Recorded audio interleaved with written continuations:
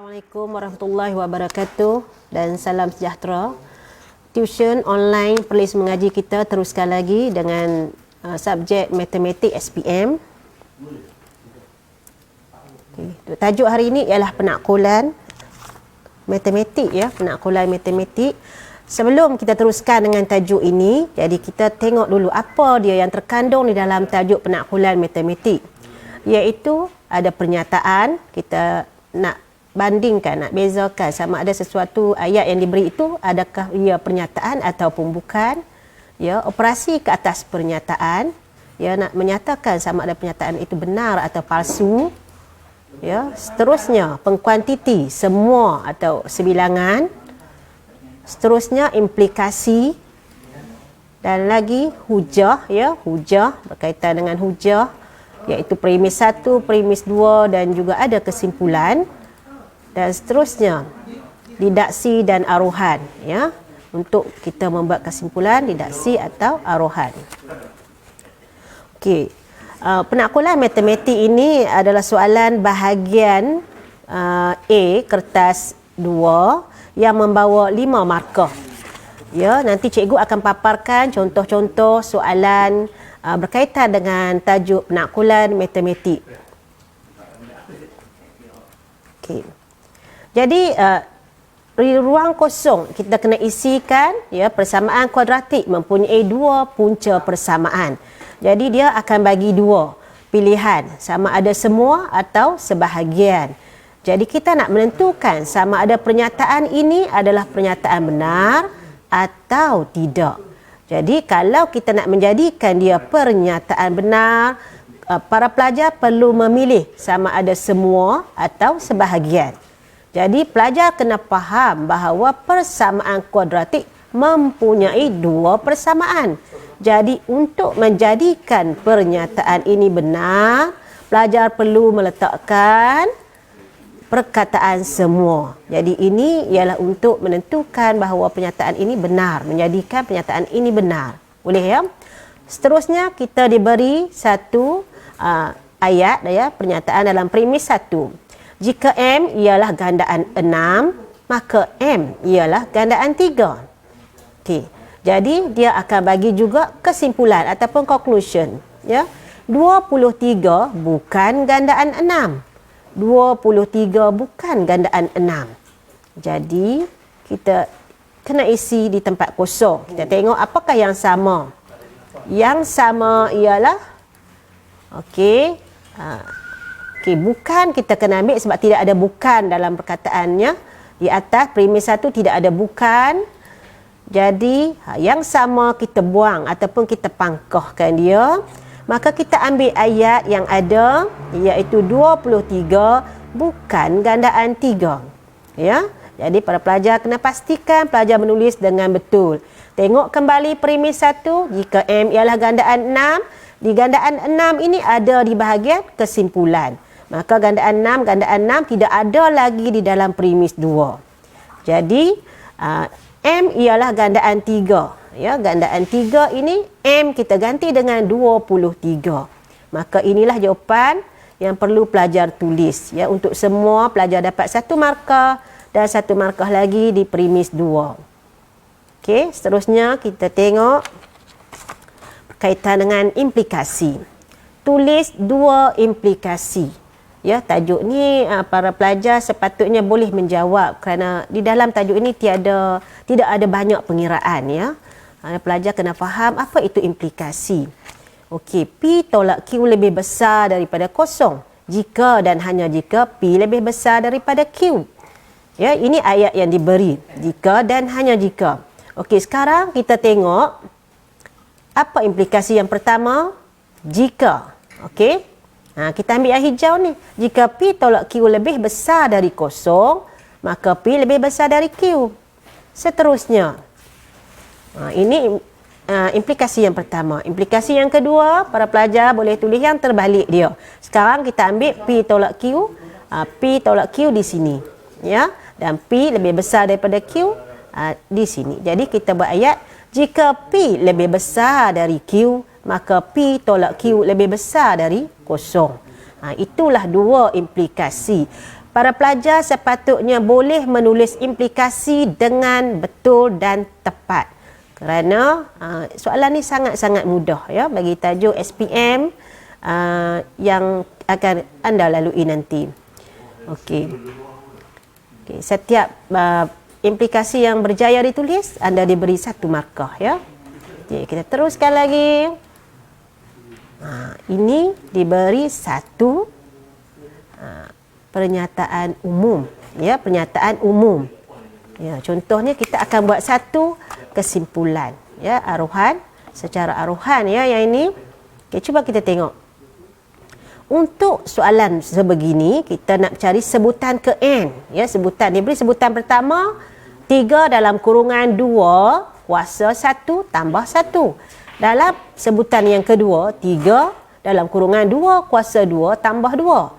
Dalam sebutan yang ketiga, kita akan nampak 3 dalam kurungan kuasa 3 tambah 3. Okey, sebutan pertama, sebutan kedua, sebutan ketiga. Pertama, kedua dan ketiga. Okey, jadi pelajar kena salin balik yang ini. 3 ni semua sama. Letak di tempatnya. 3. Okey, dan apa lagi yang sama? Kan, nampak ni 2 pun sama. Jadi kita salin kembali 2. Okey, seterusnya pelajar nampak tanda tambah juga sama. Kan, letak kembali di situ. Okey, sekarang apa yang tidak sama? 1, 2, 3. 1, 2, 3 digantikan dengan huruf N. Ya, N for numbers nah. N, jadi kita akan tengok sebutan pertama tadi, kedua, ketiga dan sebutan ke N. Kita akan tulis 3 dalam kurungan 2 kuasa N tambah N. N sama dengan 1, 2, 3, dot, dot, dot. Ya, dot, dot, dot. Kena ditulis. Ini menunjukkan bahawa ada sebutan seterusnya. Ya, ada nombor yang seterusnya. Ya. Okey, jadi pelajar dapat menjawab soalan ini dengan baik. Maka pelajar akan diberi 2 markah. 1 markah untuk sebutan ke N dan 1 markah untuk N sama dengan 1, 2, 3 dan seterusnya. Okey. Okey, cikgu teruskan lagi. Kita nak tengok ya, pernyataan yang diberikan. 9 ialah nombor perdana dan nombor ganjil. Ini ialah ayat majmuk ya. 9 ialah nombor perdana, 9 nombor ganjil. Jadi yang mana betul, yang mana salah, ataupun dua-dua betul atau dua-dua salah?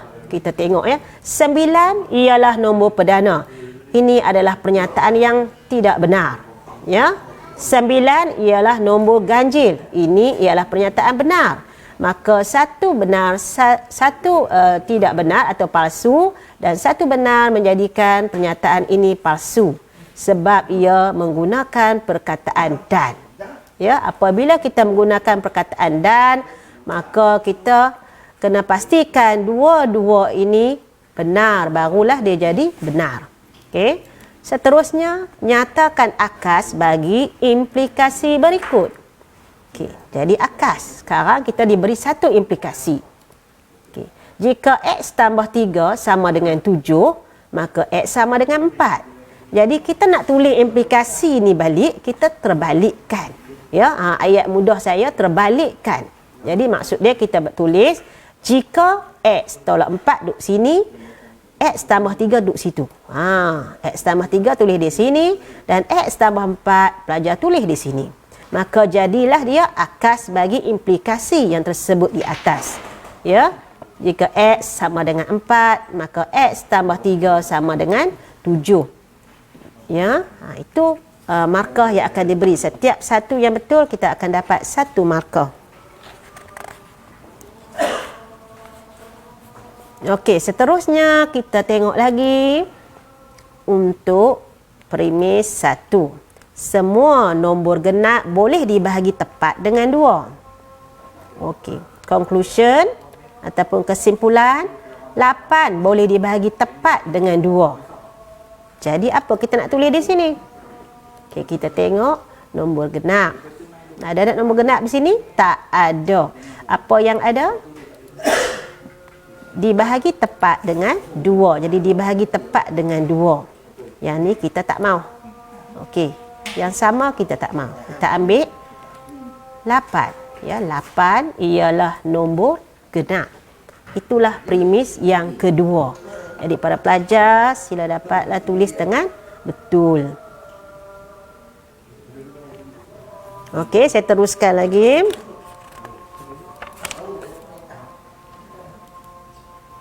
Okey, ini kita akan buat satu kesimpulan daripada umum kepada khusus, ya.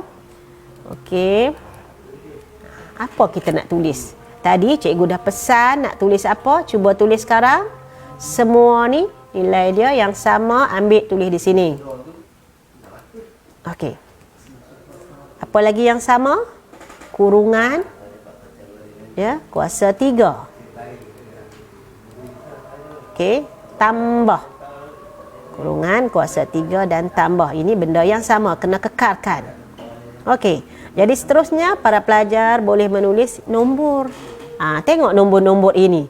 Nombor 1, nombor 2, nombor 3. Tapi di sini nombor 1, nombor 4 dan nombor 9. Cuba pelajar perhatikan betul-betul. 1, 4 dan 9. Apakah nombor-nombor ini? Ini 1, 1, 2, 4. Ini bermakna 1 kali 1, 1.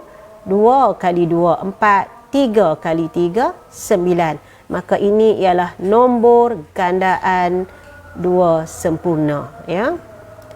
Okey, kita tengok. N di situ. Di sini. N kuasa 2. Ya, kerana gandaan 2 sempurna. Perfect square. Ya. Jadi kita tengok N sama dengan 1, 2, 3. Kita tidak boleh ambil N ni sebagai 1, 4 dan 9. Tak boleh, ya. Jadi dia kena 1, 2 dan 3 dan seterusnya lah. Okey, baik.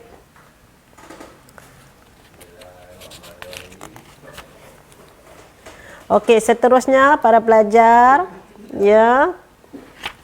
Kita tengok lagi soalan seterusnya. Nyatakan sama ada pernyataan berikut ialah pernyataan benar atau palsu. Kita diberi 2 soalan, ya, 2 pernyataan ini, iaitu set kosong subset kepada set, SET, ya. Dan set 1 ni, ya, 1 dalam sini adalah subset kepada 1, 2, 3 sama dengan 1, 2, 3. Okey, untuk yang B, rajah 7 menunjukkan 3 corak pertama dalam satu jujukan corak-corak. Ini soalan SPM yang pernah keluar, ya. Diberi bahawa diameter setiap bulatan ialah 20 cm. Buat satu kesimpulan umum secara aruhan. Bagi luas kawasan tidak berlorek. Seterusnya, hitung luas kawasan tidak berlorek untuk corak ke-5. Okey, cuba kita tengok satu persatu. Okey, baik. Kita nak menyatakan sama ada pernyataan ini benar atau palsu. Yang pertama, set kosong subset kepada set. Betul kan? Okey, jadi pernyataan ini benar ataupun true. Ya. Pelajar tidak boleh menulis betul atau salah, ya. Dia mesti benar. Ya, benar. Okey, yang kedua, benar. Ya, benar dan boleh juga jadi palsu. Boleh, ya. Ini 1 subset kepada 1, 2, 3 sama dengan 1, 2, 3. Ya, jadi dia boleh jadi benar dan boleh jadi palsu. Okey. Seterusnya. Okey. Rajah 7 ini menunjukkan 3 corak pertama daripada satu jujukan corak-corak. Okey, cuba kita tengok dalam gambar rajah ini. Satu saja bulatan, ya. Dalam kotak ni, dalam square ni ada satu saja bulatan. Dalam segi 4 ni ada 4 bulatan. Dalam segi 4 yang besar ni ada 9 bulatan, ya. Jadi setiap diameter bulatan ialah 20. Diameternya 20. Diameter ialah 20. Maka jejarinya ialah 10. Yang hijau ni ialah diameter, ya. Jadi 20, jadi panjang sisi segi 4 sama ni juga 20. Okey, kalau situ 20 maka sini okey, yang pertama 20 kali 20 Ya, untuk kawasan blorek tolak dengan pi J kuasa 2. Pi kali 10 kuasa 2. Jadi yang ini ada 4. Ya, 4. Yang ni ada 9 bulatan. Ada 4 bulatan, ada 9 bulatan.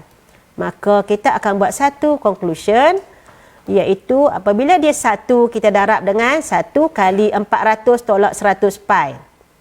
Yang kedua, dia ada 4 bulatan. Maka 400 tolak 100 pi.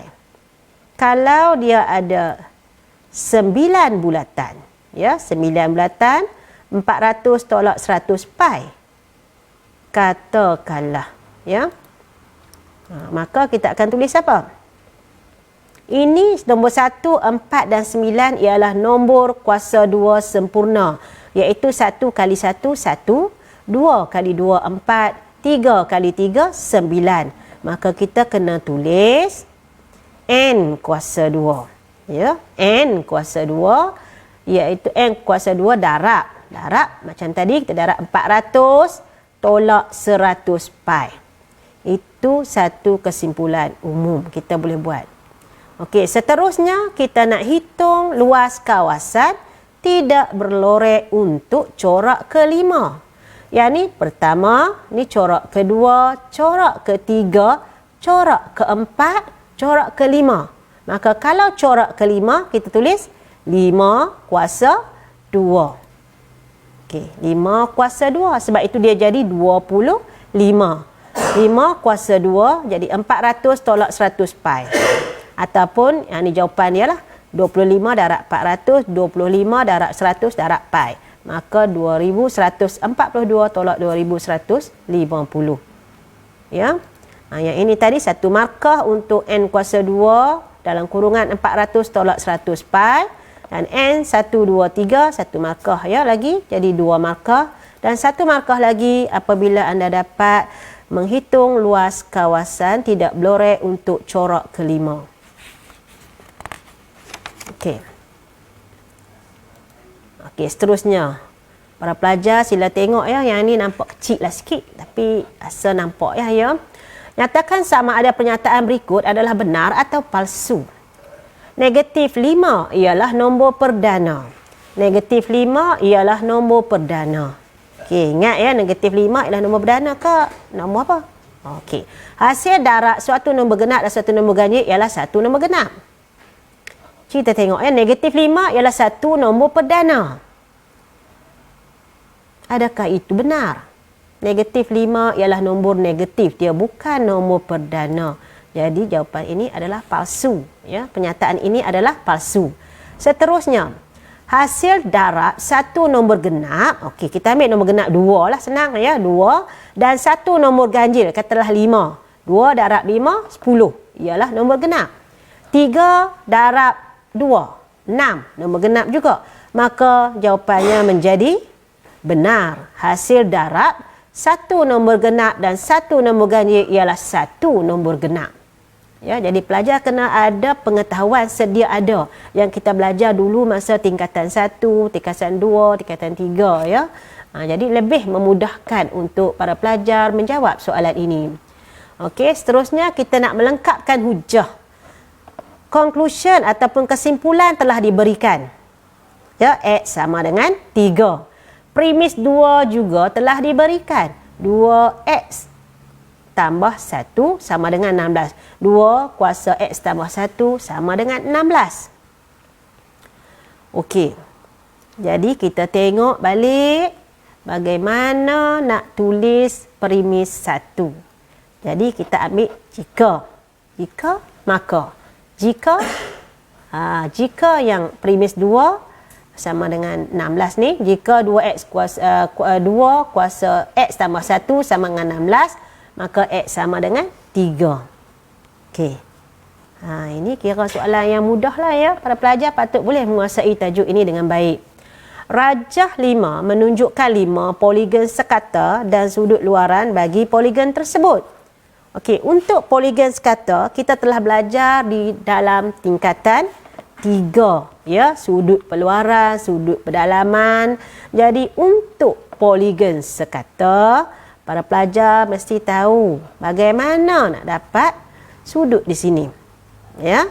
Jadi buat kesimpulan secara arohan tentang sudut luaran sebuah poligon sekata.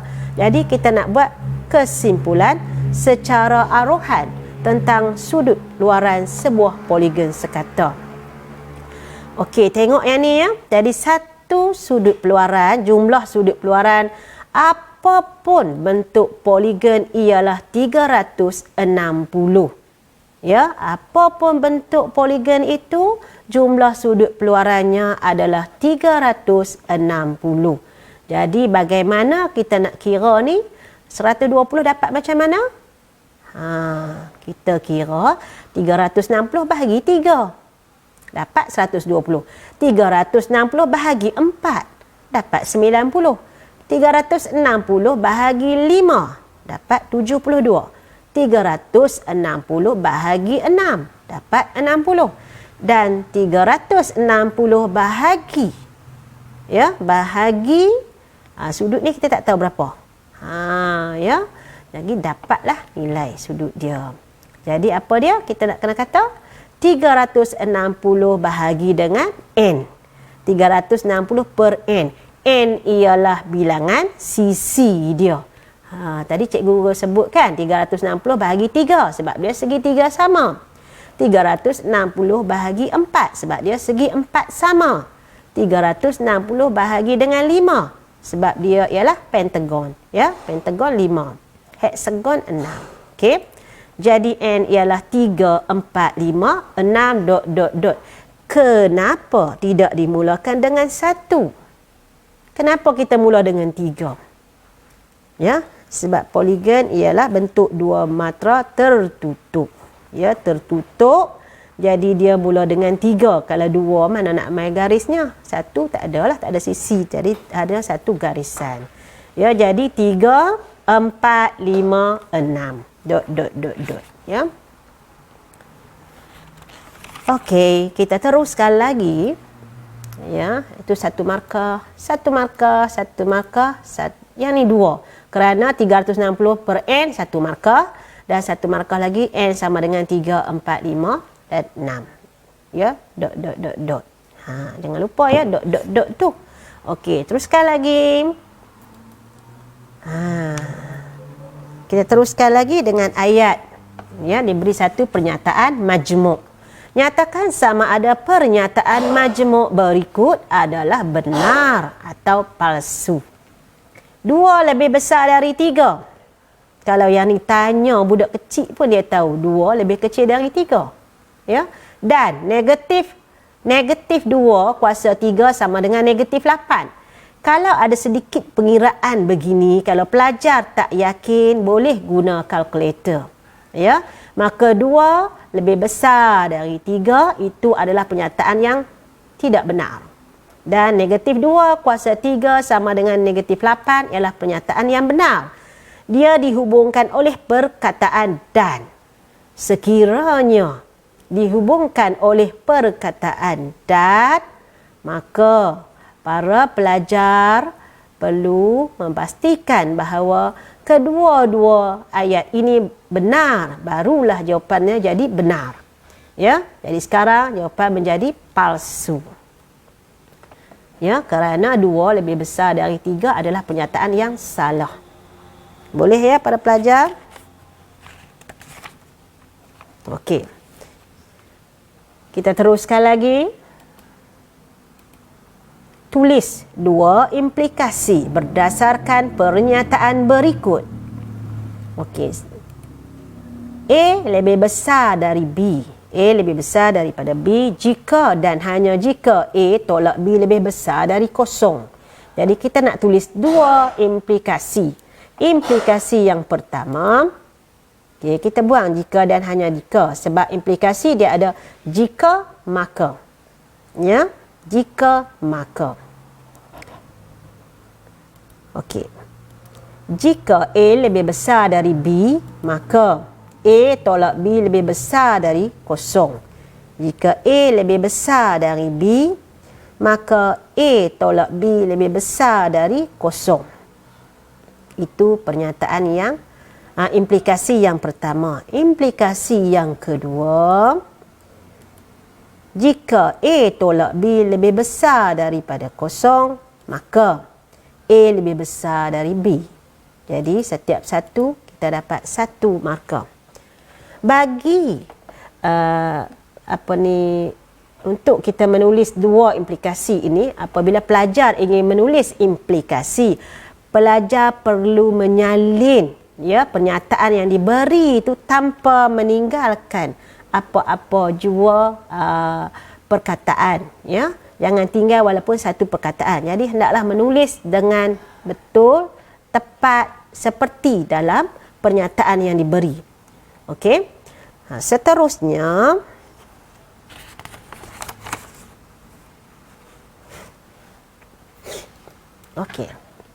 jadual 6.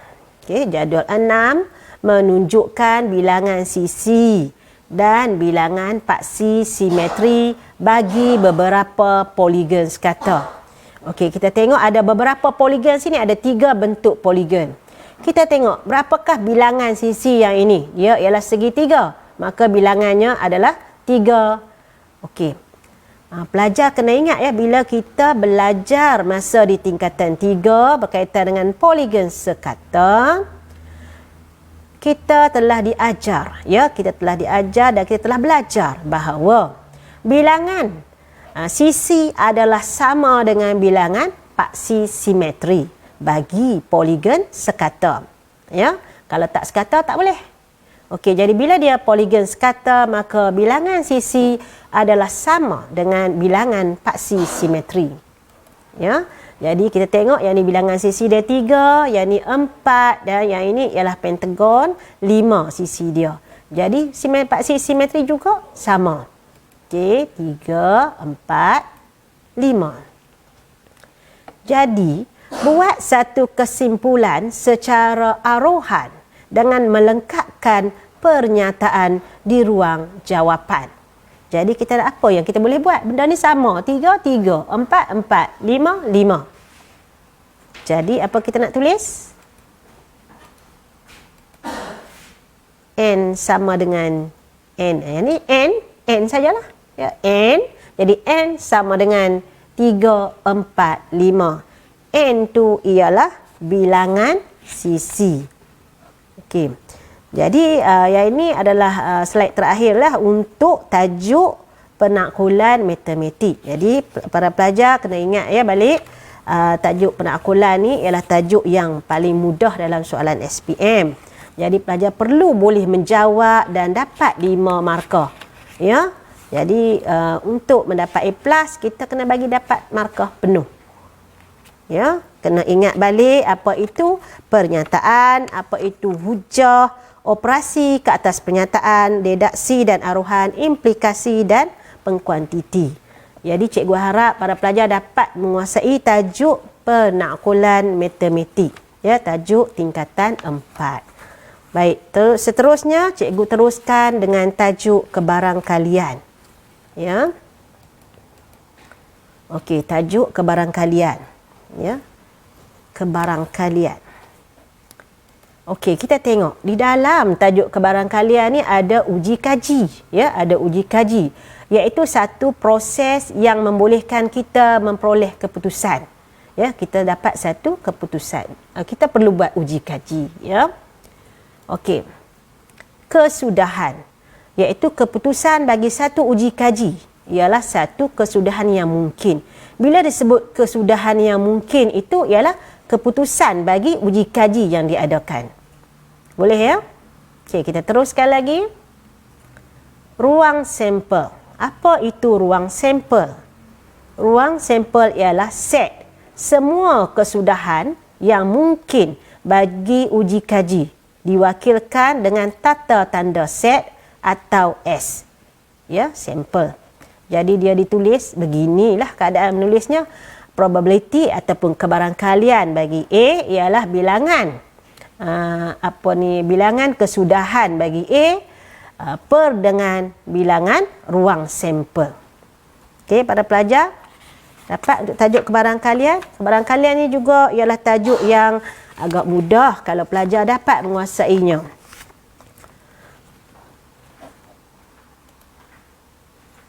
Okey, untuk soalan kebarangkalian biasanya markah yang diberi ialah 6 markah. Kita teruskan, kita bagi satu soalan ya. Rajah di bawah menunjukkan 3 biji bola pimpong. Dia berlabel huruf di dalam kotak A dan 4 kad berlabel nombor di dalam kotak B. Okey. Kita tengok ada 2 kotak ya. Jadi yang ni cikgu nak tunjuk sikit ya. Dia ada 2 kotak.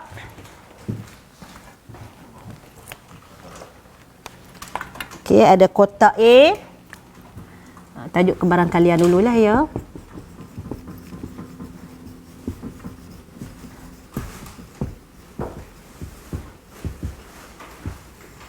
Okay.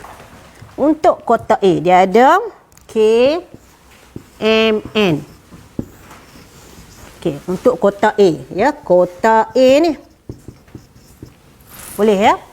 Untuk kotak B, dia ada pula lagi satu kotak, iaitu 1 2 3 4. Yang ni ada kotak B. Okey, kita ada kotak A dan kita ada kotak B. Okey, jadi kita ambil soalan dia kata sebiji bola pimpong dipilih secara rawak dari kotak A dan kemudian satu kad dipilih secara rawak dari kotak B. Okey, sekarang di kotak A ni ada bola pimpong. Yang ni ada kad. Okey. Jadi kita boleh menggunakan 2 kaedah. Ya, satu kita boleh gunakan kaedah jadual. Okey. Dan satu lagi kita boleh gunakan gambar rajah pokok. Okey, gambar rajah pokok. Jadi kalau pelajar tengok kita menggunakan kaedah jadual ya. Jadi kita boleh tulis jadualnya. K. Okey, K, M dan N. Okey, satu lagi kita ambil nombor 1 2 3 dan 4. Maka para pelajar akan nampak ya. Jadi kita ambil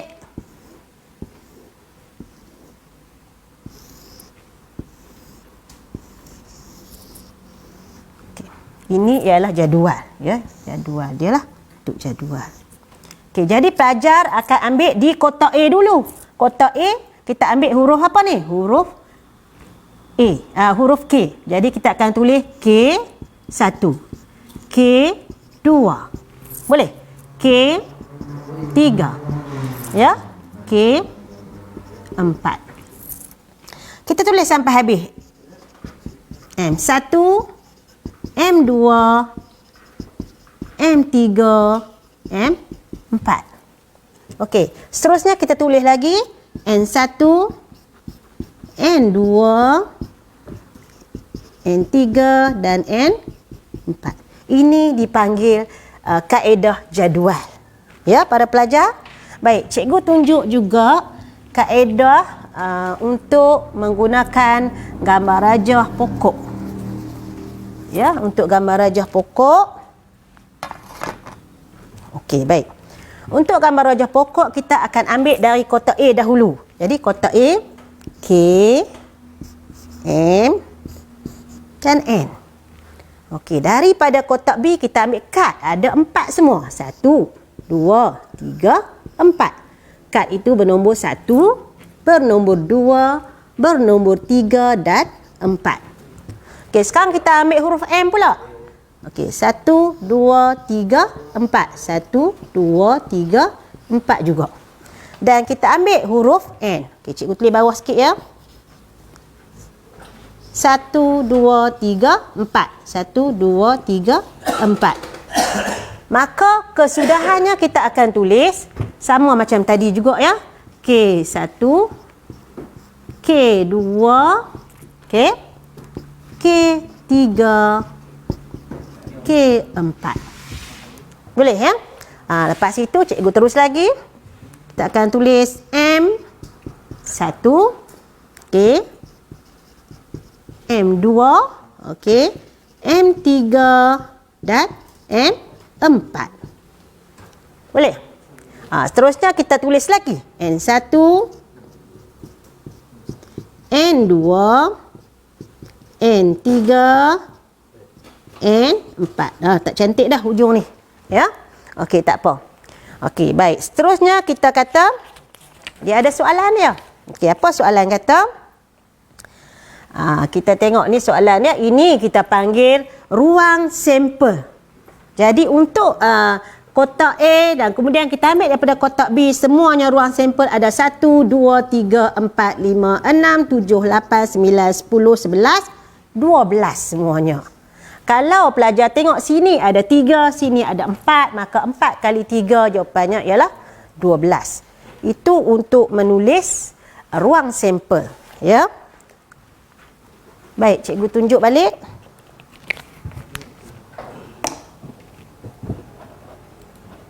Okey, tadi ruang sampel kita tulis kaedah.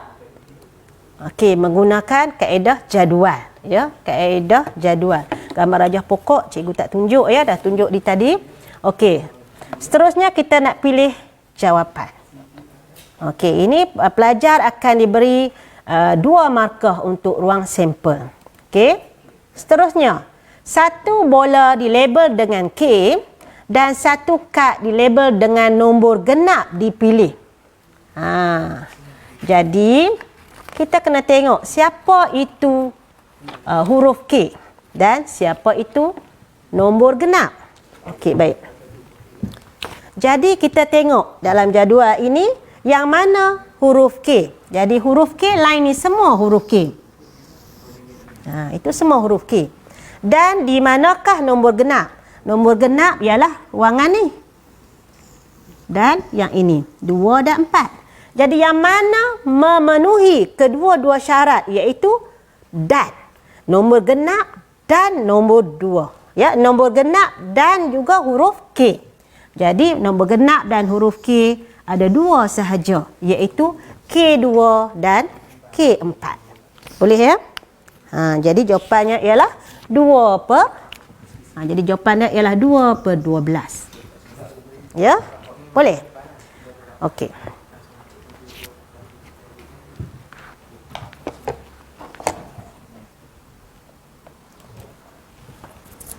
Okey, K2 dan K4 maka jawapannya ialah 2 per 12. Pelajar tidak perlu ya mempermudahkan pecahan ini. Tinggalkan begitu sahaja, pelajar akan mendapat markah penuh. Juga ya, kalau pelajar permudahkan pastikan ianya betul 1 per 6. Boleh ya? Okey. Seterusnya. Okey, kita tengok soalan seterusnya. 1 bola dilabel dengan M atau 1 kad dilabel dengan nombor ganjil dipilih. Okey, sekarang kita tengok ya. Ada 1 kad dilabel dengan huruf M. Okey, dia sebab menggunakan perkataan atau. Apabila menggunakan perkataan atau, pelajar perlu mengambil kesemua yang ada huruf M dan yang ada nombor ganjil. Jadi kalau pelajar tengok di sini. Okey, sebelum cikgu tunjuk jawapan penuh. Okey, yang mana ada huruf M, jadi di ruang yang ada M, semuanya kena ambil. M1, M2, M3 dan M4. Jadi pelajar kena ambil. Okey, pelajar akan ambil M1, M2, ya, M3, M4. Okey, pelajar ambil M1, M2, M3 dan M4. Dan satu lagi syarat ialah nombor ganjil. Nombor ganjil, barisan nombor ganjil ni nombor 1, barisan nombor 1 dan barisan nombor 3. Jadi para pelajar boleh ambil semua. Iaitu kita baca semula K1. Okey, K1, M1. Kita tulis dulu M1, N1. Okey. Lepas tu kita ambil K3, M3 dan juga N3. Okey, jadi kita kena ambil syarat dia mesti ada huruf M dan ada nombor ganjil. Tapi kita kena pastikan betul-betul ada yang berulang. M1 berulang, tak boleh ambil. M3, jadi M3 berulang, juga tak boleh ambil. Jadi berapa jawapan dia sekarang? Dia 1, 2, 3, 4, 5, 6, 7, 8. Ya. Adakah yang sama? Ya, 8/3. Jadi tengok, ini kepada pelajar yang rindukan tulisan cikgu ya di sekolah, boleh tengok yang bertulis tangan. Okey, kita tengoknya M1, M2, M3, M4 and M1, K3, M3, N3. Okey, jadi kita potong yang sama. Jadi jawapan dia jadi 8/12. Yang sama jangan ambil. Kalau ambil pun jadi salah. Bila salah di atas, maka jawapan anda juga pasti akan salah. Jadi dapatlah markah kamu 2. Boleh ya pelajar? Okey, kita tengok lagi. Ada pelajar, selalunya pelajar lelaki menguasai sepenuhnya. Selalunya pelajar lelaki boleh membuat kebarangkalian ini dengan baik ya. Tajuk ini. Okey, baik. Kita tengok. Rajah 10.1 menunjukkan cakra dengan 4 sektor yang sama besar dan 1 penunjuk tetap. Setiap satu sektor masing-masing dilabel dengan pemanas air H lah, pemanas air, ketuhar K, televisyen T dan setrika J. Ya. Rajah 10.2 menunjukkan sebuah kotak yang mengandungi 3 keping baucer tunai, RM10, RM20 dan RM50. Banyaknya duit kan? Jadi seorang pelanggan bertuah di sebuah pasaraya diberi peluang untuk memutar cakra sekali dan kemudian membuat 1 cabutan baucer tunai daripada kotak itu. Okey, jadi kamu pergi pasaraya ya, masuk-masuk je dia kata okey putarkan. Lepas tu ambil pula duit. Ya, senaraikan ruang sampel bagi gabungan hadiah yang boleh dimenangi. Jadi kamu tengok dia ada 4 sini dan 3 duit sini. Jadi jawapan dia mestilah ada 12 lah ruang sampel dia ya. Ada 12 sepatutnya lah. Okey. Jadi kita tengok ruang sampel dia H10. Ambil putar dapat H10. Dapat pula 10 K10. T10 sebab dia putar dulu ya baru dia ambil duit. Jadi kena tulis H10, K10, T10, J10. Seterusnya kita tulis H20, K20, T20 dan J20. Seterusnya H50, K50, T50 dan J juga 50. Yang ini kita panggil ruang sampel. Pelajar kena pastikan dia ada 12 ya. 3 kali 4. Ya, tak payah kira lah. Sebab kita boleh kali terus je kan. Yang ni 4, yang ni 3. Jadi jawapannya ada 12 ruang sampel. Dapat 2 markah. Kan? Jadi teruskan lagi. Okey, daripada situ. Okey. Pelanggan itu memenangi sebuah televisyen atau voucher bernilai 50. Maksud dia, pelanggan ini, dia kena memenangi sebuah televisyen. Televisyen tadi huruf T. Atau voucher bernilai RM50. Ya? Jadi yang mana ada huruf T, pelajar kena ambil. Okey. Ya? Memenangi sebuah televisyen. Okey. Okey, jadi yang ada T, televisyen ambil. Dan juga yang ada 50 ambil. Jadi 50 ada 1, 2, 3, 4. Televisyen ada 2. Maka jawapannya 6/12. Ingat ya, apabila atau para pelajar kena ambil kedua-dua syarat yang diberikan. Ada sebuah televisyen, maksud dia ada huruf T. Atau voucher tunai bernilai RM50. Ya. Seterusnya, okey, itu 2 markah. Okey, cikgu kopi jawapan di sini ya. Pelanggan itu tidak memenangi pemanas air dan voucher tunai. Pemanas air dia tak menang. Voucher tunai pun tak menang. Pemanas air pun dia tak menang. Jadi pemanas air huruf apa? Huruf H. Dan voucher 20. Jadi H20 ni dia tak menang. Jadi apa yang dia menang? Jadi mana pelajar nak letak jawapan? Bila yang tu saja yang dia tak menang. Jadi hak lain dia menang. Jadi semua tadi ada 12. Kita buang 1 maka dia akan jadi. Kita buang 1 maka dia jadi 11/12. Pelajar tulis betul-betul. Ya. Sayang saya kalau salah. Sebab soalan ni mudah ya, soalan SPM. Okey.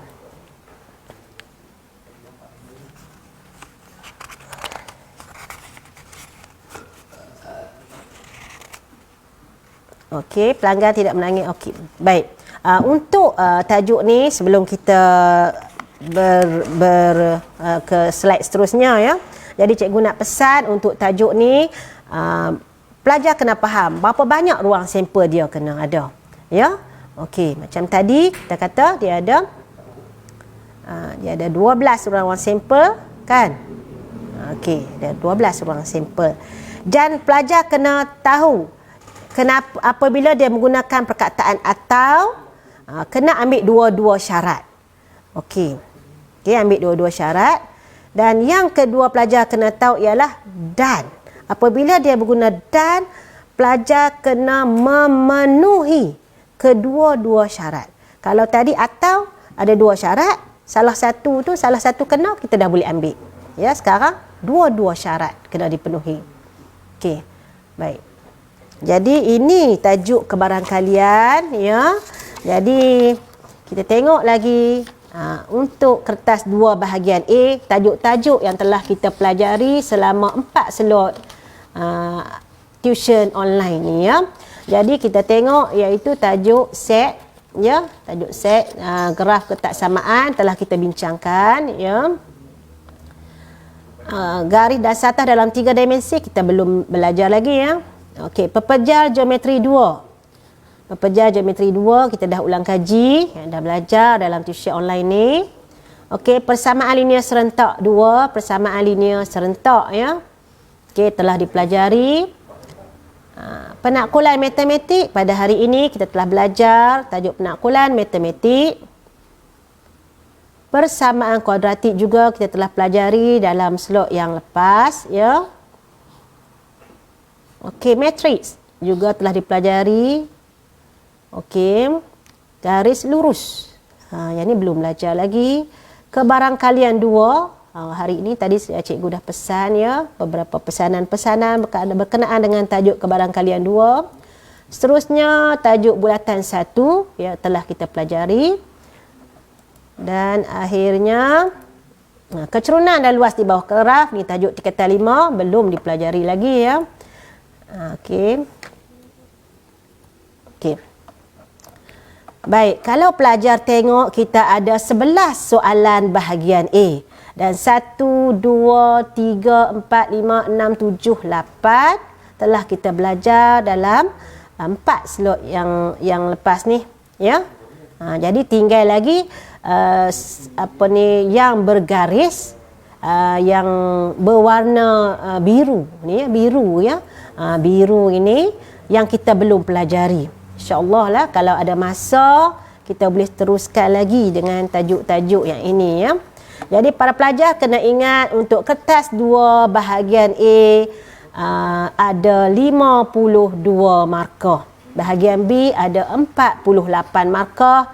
Jadi pelajar untuk mendapat A+, pelajar perlu menguasai kedua-dua kertas 1, kertas 2 bahagian A dan bahagian B.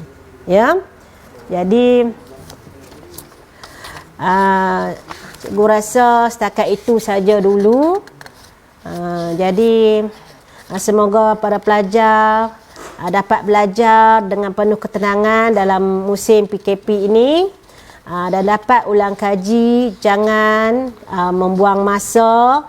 Banyak program-program di YouTube yang pelajar-pelajar boleh ikuti ya, boleh bertanya dengan cikgu-cikgu anda di sekolah ya. Dengan itu saya Cikgu Mazira binti Muhammad mendoakan semoga anda berjaya dalam SPM 2020, SPM 2020. Jadi para pelajar sila duduk di rumah, stay at home, duduk rumah, hapus COVID-19 Thank you frontliners Perlis Mengaji. Sekian, terima kasih. Jumpa lagi insya-Allah.